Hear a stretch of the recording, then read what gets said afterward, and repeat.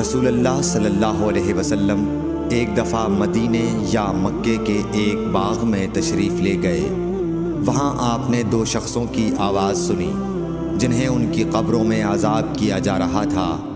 آپ صلی اللہ علیہ وسلم نے فرمایا کہ ان پر عذاب ہو رہا ہے اور کسی بہت بڑے گناہ کی وجہ سے نہیں۔